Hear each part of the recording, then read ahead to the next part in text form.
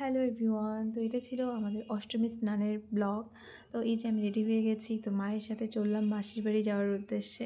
আর এদিকে মিষ্টি আর একটা বেবির জন্য ড্রেস নেওয়া হয়েছে। দুপুরবেলা চৌপতি ফাঁকা থাকার কারণে আমরা চৌপতি দিয়ে গেছিলাম। আর এই যে পেয়ে গেলাম শিব মন্দির। এই শিব মন্দির যদিও আমি কোনোদিনও এখনও আসিনি।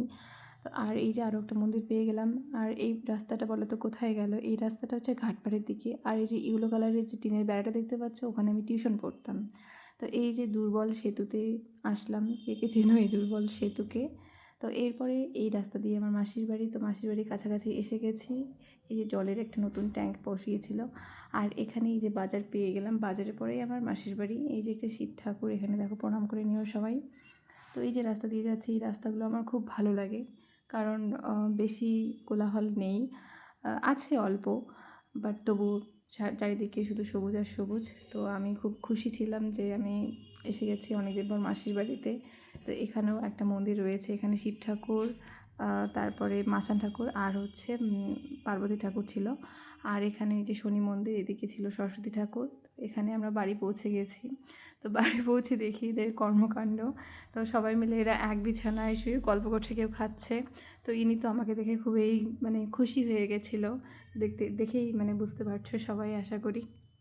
তো অনেকদিন পর আসলে যা এই যে হয়। ওনার বন্ধুকে জল দিল, জল খাচ্ছে, ভালো করে একটু দেখাও। কোনো মেয়ে থাকলে একটু যোগাযোগ করবেন। আছে পাইছিস কোন দিন? হ্যাঁ, তো এরপর এই যে আমার এই মিষ্টিটা খুব খেতে ভালো লাগে, গুড়ের মিষ্টি। তো আমাকে এতগুলো মিষ্টি খেতে দিয়েছিল। তো তারপর আমি ওখান থেকে নিয়ে নিলাম একটা মিষ্টি। তারপর এটাকে মুখের মধ্যে গুজে দিলাম। তো খুবই টেস্টি একটা মিষ্টি। এরপর এসে গেল চা। যেহেতু আমি চা খাই, তো তাড়াতাড়ি ওরা চা বানিয়ে হ্যালো এনেছিল। গাইস, তো এখন যাচ্ছি আমরা তো মেলা বাড়িতে। তারপরে আমরা রেডি রেডি হয়ে মেলাবাড়ির জন্য মানে যাবো আর দেখুন কি। দেখুন, এই তো পরে কাজল দিচ্ছে। সকালবেলা স্নান করা হয়নি, মানে স্নানের জন্য ডেকেছিল, বাট স্নান করা হয়নি। তো সবাই রেডি হয়ে গেছিলো মেলাবাড়ি যাওয়ার জন্য।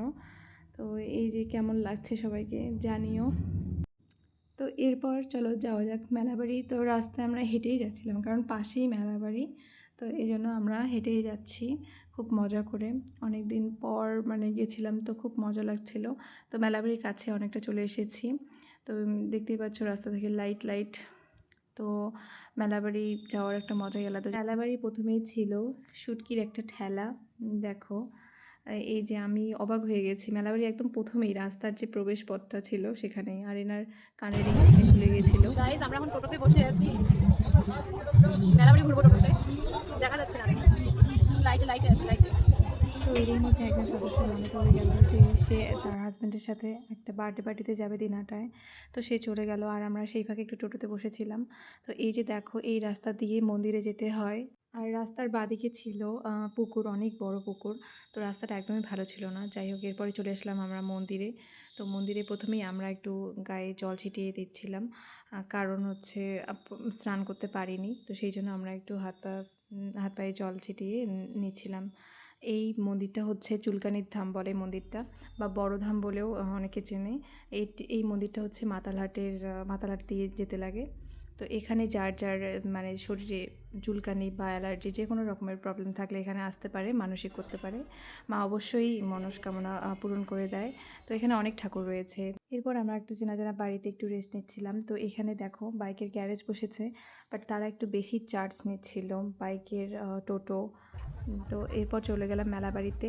আর মেলাবাড়িতে দেখো অনেক খাবার জিনিস, মানে মেলাবাড়িতে যা সাধারণত যা হয় আর কি। সেদিন মেলাবাড়িতে প্রচণ্ড ভিড় ছিল গাইস, তো আমি বেশি কিছু কিনতে পারিনি। তো এরপর দেখাবো আমি কী কী কিনেছি সেই ভিড়ের মধ্য দিয়েও। আর এগুলো হচ্ছে বাচ্চাদের। আর এখানে চলছিল হচ্ছে মানে ছেলেদের মনোরঞ্জন করার জন্য, মানে টিকিট কাউন্টারে আর কি, যারা নাচে আর কি। তো এরপর চলে গেলাম খেতে। তো এখানে আমরা ওই যে ছোটো ছোটো ভেলপুরিগুলো খাচ্ছিলাম। তো এরপর আরও অনেক কিছু খেয়েছি। তো মেলাবাড়িতে আসলে আমার এটাই একটু ভালো লাগে। পর দিদির হ্যান্ডসাম কাকা শ্বশুর আমাদেরকে আইসক্রিম খাইয়েছিল। গাইস, তো কিছু খাওয়াচ্ছে না, সেই গিফটটা উল্টে মানুষের দেওয়া আইসক্রিমটাকে নিয়ে খেতে যাচ্ছে। এরপর এই গিফটটাকে অনেক বলার পর পান খাওয়াতে আমাদেরকে নিয়ে গেল। আসার পথে তাদের পঞ্চায়েতের দেখা হয়েছিল, তো তিনি আমাদেরকে আবার ডিম খাওয়ালো। তো ডিম খাইনি, আমরা নিয়ে এসেছিলাম কাঁচা ডিম। কয়টা বাজে? 11টা। তো এই যে এনেছে হচ্ছে আইসক্রিম আমাদের জন্য। ইনি সেই মহিলা যিনি আমাদেরকে ছেড়ে বার্থডে বাড়িতে গিয়েছিল। যাই হোক আমরা অনেক এনজয় করেছি। তো পরের ব্লগে আবার অনেক কিছু দেখাবো। তো আপাতত এইটুকুই। টাটা।